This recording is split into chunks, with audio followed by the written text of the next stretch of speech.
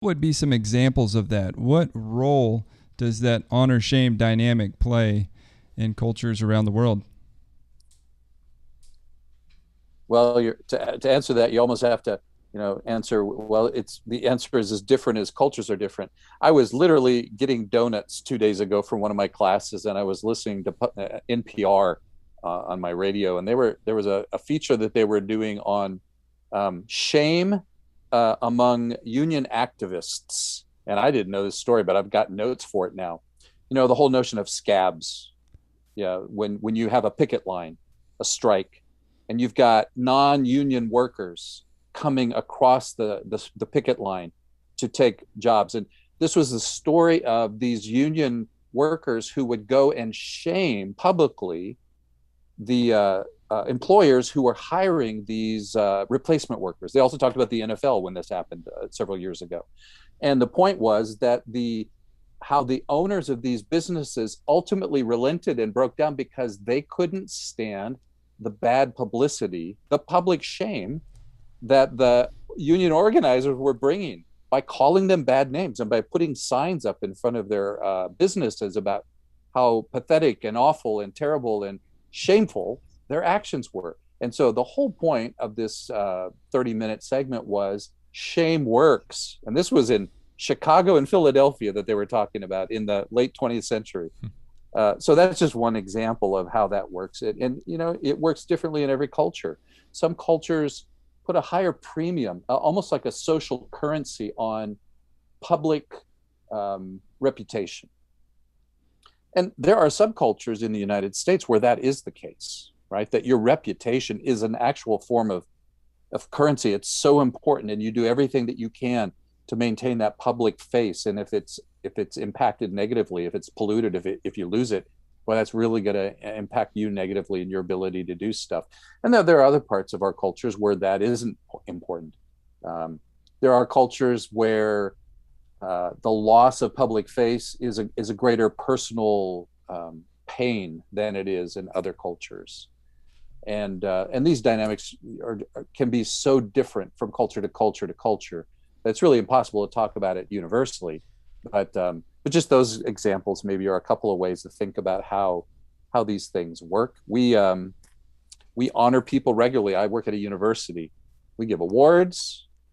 Right now it's the end of the semester, and we're highlighting all these students who have these amazing grades and are going on to do wonderful things, and they're getting recognition of all kinds. They're getting ready for commencement, which I tell my students is an anthropological fiesta of honorification, right? Of recognition, of giving honor, esteem.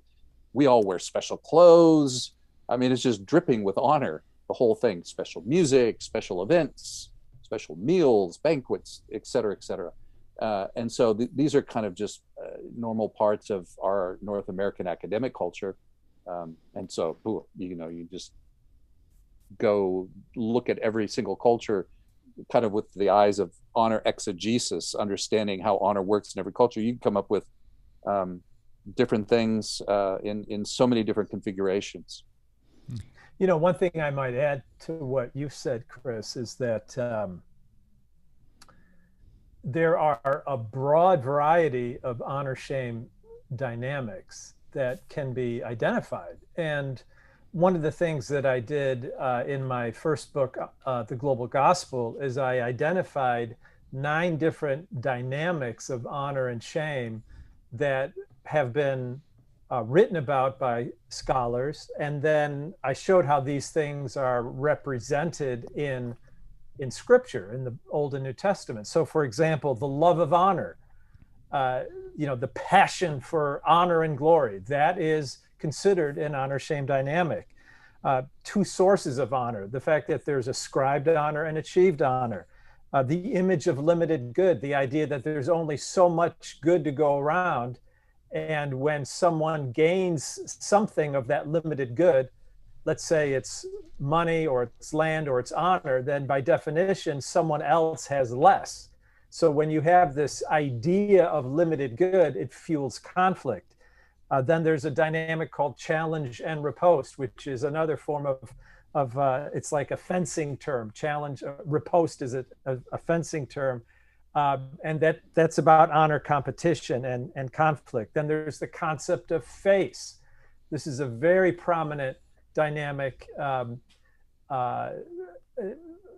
especially in East Asia, but it's true in various ways all over the world. Then there's body language, like right hand and feet. Feet are shameful. The right hand represents honor. Patronage of, the patron and the client. This is an honor-shame dynamic that exists today all over the world, and it certainly existed in the Roman Empire. The whole family dynamic of name and kinship and blood, there's lots of honor connotations connected to that. Purity concepts of inclusion and exclusion, clean and unclean in the Bible is loaded with honor-shame dynamics. So these are 9 of the dynamics I identify in the global gospel, but that's not all of them. I mean, even hospitality itself is an honor-shame dynamic, which is highly celebrated in many cultures as a way of showing honor. So these things exist in multiple facets, in multiple ways, all over the world. You were mentioning go ahead. And I might add, in my book, as I show that these 9 different dynamics of honor shame overlap with verses concerning the atonement of Christ and the gospel of Christ, so that they can be used to articulate, the blessing of salvation and what Christ has done for us in fresh ways.